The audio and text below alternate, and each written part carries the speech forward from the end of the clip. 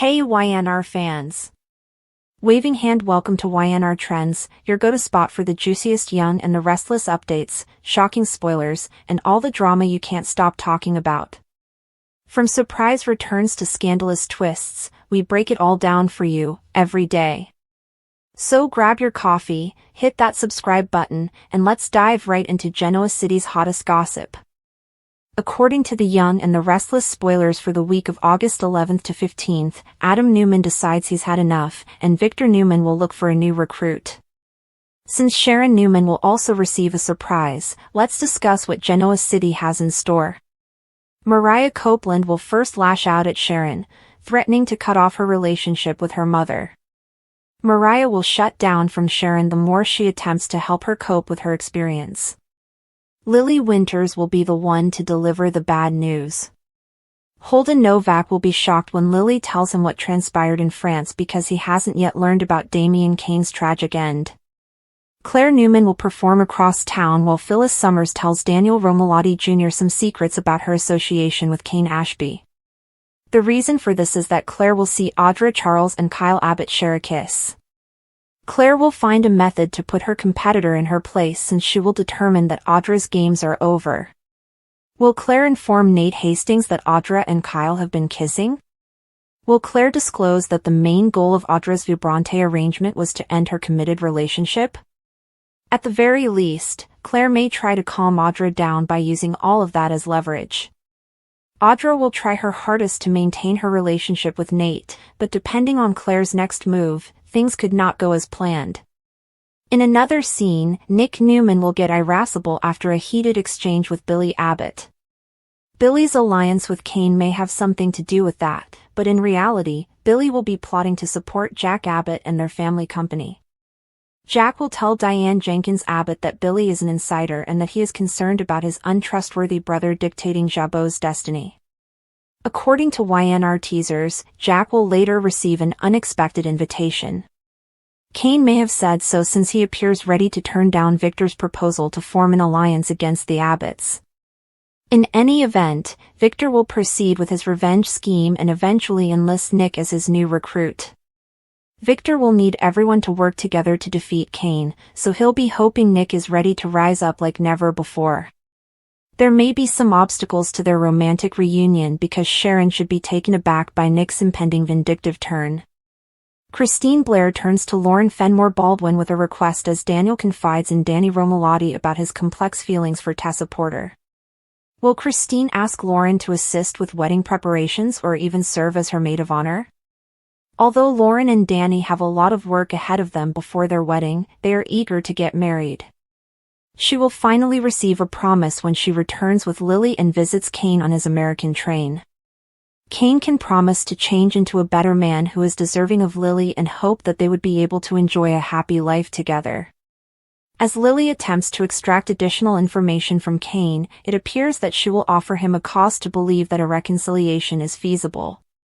But since Lily has the ability to manipulate both of their hearts, she might be playing a risky game. Ultimately, Adam will had enough of Chelsea Lawson's persistent attempts to defend Billy.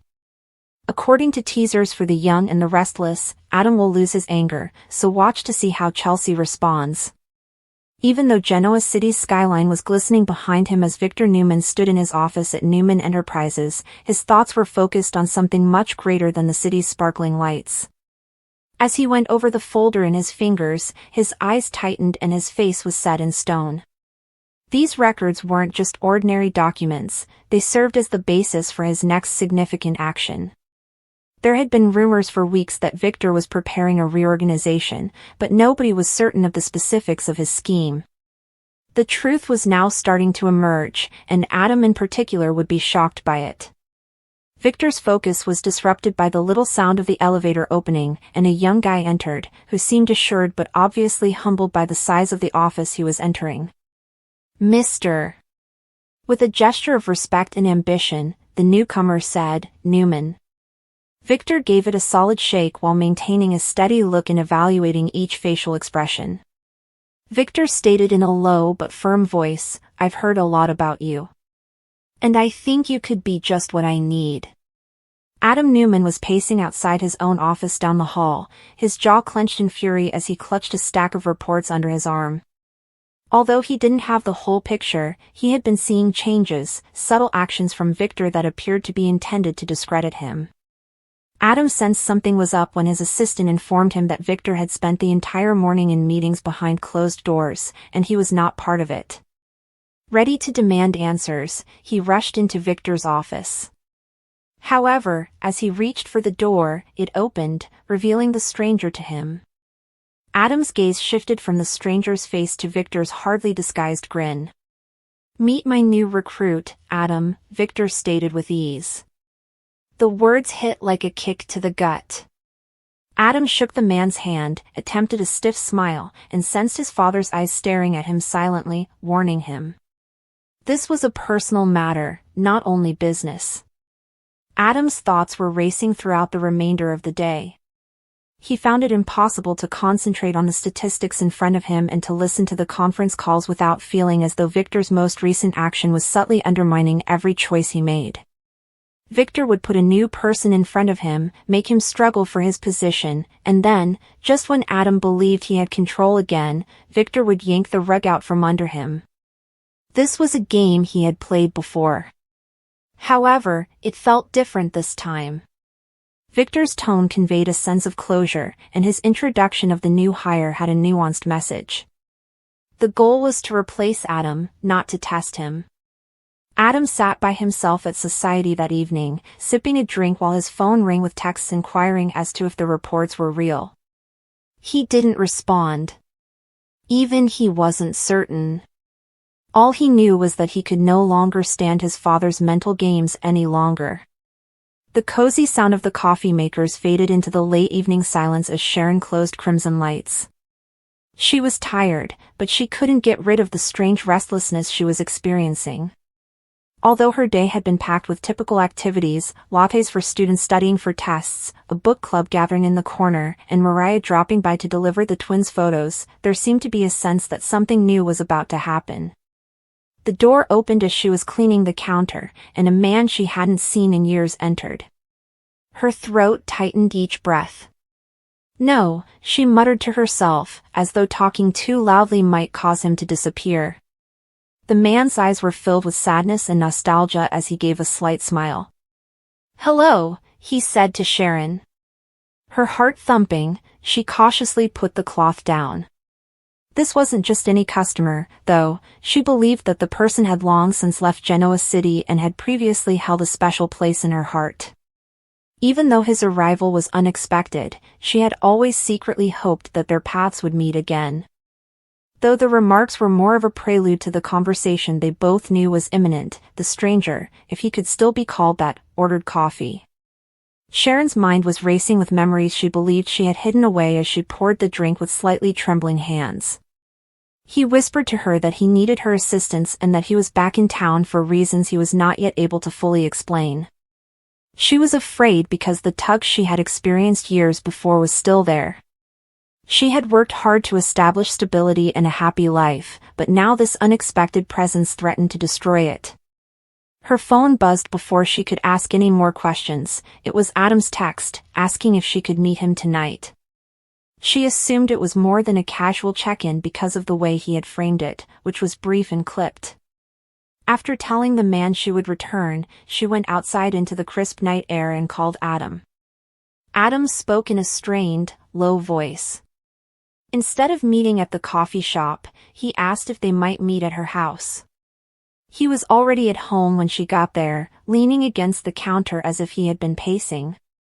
Without introducing himself, he remarked, "I've had it, Sharon." She put down her keys and looked at his face, saying, "With my father, with Newman, with all of it." The storm behind Adam's eyes had always been there, but tonight it was a hurricane. He told her about the smirk, Victor's new recruit, and how the introduction had felt like a death sentence for his position at the company. Knowing better than to cut him off before he had finished, Sharon listened and let him scream. She posed the topic he had been avoiding when he finally stopped. "Therefore, what will you do?" He paused before responding, instead focusing on the streetlights outside her window as though the solution might be concealed there. The anxiety surrounding Newman Enterprises was evident in the days that followed. Meeting department heads, assessing projects, and making comments that somehow always fit Victor's vision, the new hire, whose name, Cole Matthews, was now on everyone's lips, moved through the building with quiet confidence. Adam made an effort to ignore him, but he felt as though the walls were closing in every time he heard Cole speaking to Victor.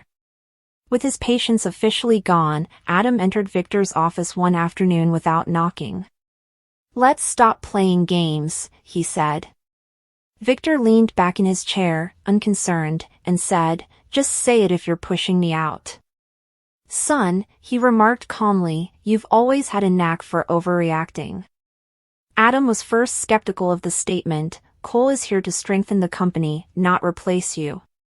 Adam retorted, "It doesn't matter if you strengthen or replace." Before Victor could reply, the decision solidified in his mind, and he left, saying, "I'm done playing second to whoever you decide is your golden boy of the month."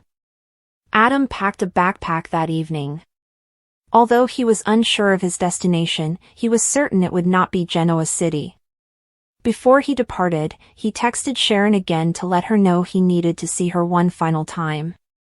She agreed, but she felt concerned about the way he had phrased it. He was more composed than ever when he got to her house, almost uncanny. They discussed the past, the patterns he and Victor continued to follow, and his weariness from feeling like a pawn. Adam shook his head at Sharon's attempts to persuade him to fight and stay. He muttered, "I've fought enough battles that weren't worth winning." Then, almost as an afterthought, he said, "Sharon, look after yourself."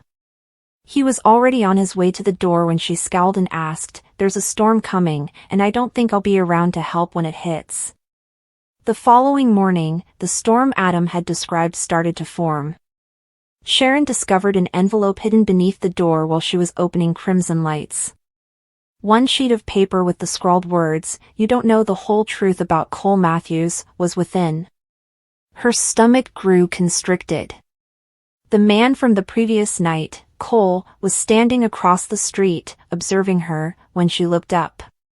He gave them a small smile when their eyes locked, then turned to leave without saying anything. At that moment, Sharon realized that his surprise was connected to Adam, Victor, and the whole Newman family, not just to her history. She wasn't certain if that made her want to run away from the truth or toward it. Adam met Victor and Nick at the new Newman ranch. According to Nick, Christian believed he had been away on a lengthy business trip and was unaware of the chaos that had occurred in Nice. Victor pointed out that Genoa City had also seen a lot of events. Victor explained that he had been discussing Adam's inability to start a series of articles about Billy, while Adam had been referring to Kane's real estate transactions. Adam maintained that although the stories were prepared, he had abandoned everything to learn more about the situation in France when he was unable to get in touch with Victor.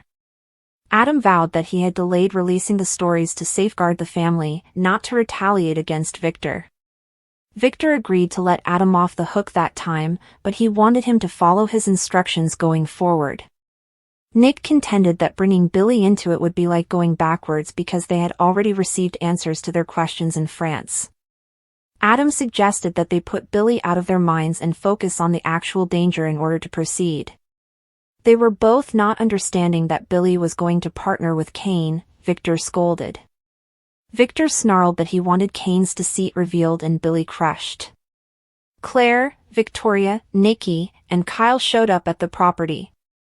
Victor responded that he knew what he was doing when Nikki secretly told him not to speak to Kyle that day. Claire was reassured by Victor that her family was supporting her. It meant a lot that Kyle was there, too, Claire said. Victoria angrily questioned Victor's actions as he steered her away, ignoring Kyle. Claire bemoaned Victor's inability to let go for a single day. They embraced after Kyle reassured her that it didn't matter and that everything would be well. "Is Victoria ready?" Nikki asked. Victoria complained that she kept thinking about Cole and how unfair it was that they had just begun their relationship anew. Lean on me, Nikki told her daughter.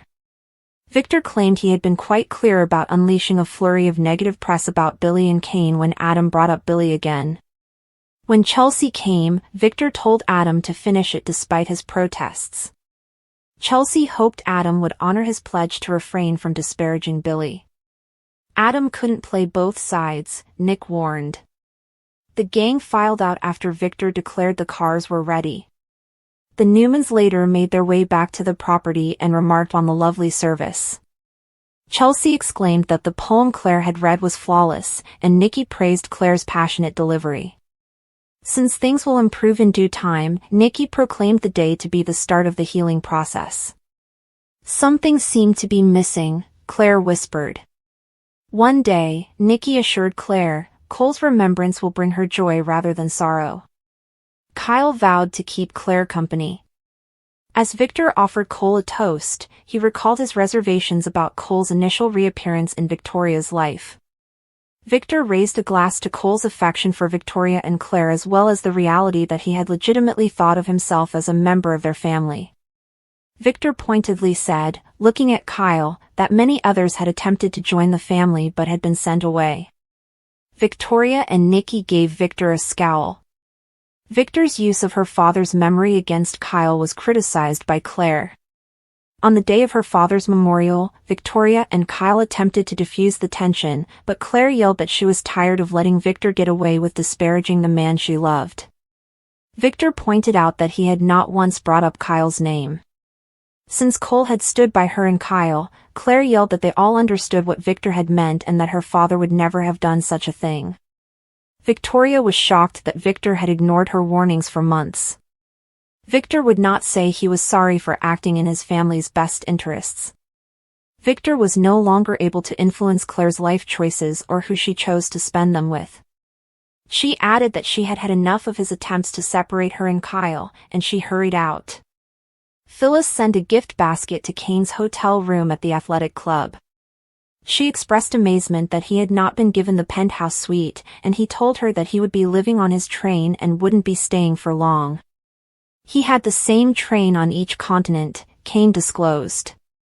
She was eager to observe his business practices. Kane informed Phyllis that they would have to wait for another person to join them. Phyllis surmised that it was a powerful blow. Kane answered the door when someone knocked, and Billy, holding a toy train, greeted him as he returned to Genoa City. Billy ridiculed her generic present basket, and Phyllis made fun of him for assuming Kane was 5. Billy hoped he could still discuss business. Kane declared that he needed a small, committed group of people he trusted to assist carry out his ambitious goals for Genoa City. Phyllis insisted that she was reliable, but she thought Kane would force Billy to demonstrate his ability to provide. Billy quarreled with Phyllis about who was more reliable. "I need a team that got along," Kane said sharply. Phyllis and Billy maintained that they got along well. Since Kane had left Genoa City, Phyllis offered to give a list of her accomplishments. Billy, who knew Chancellor quite well, snorted that it was a small list. Kane disclosed that he also had Jabot and Newman on his agenda. Billy was pallid, according to Phyllis, but she wouldn't mind if Kane undressed Jabot completely.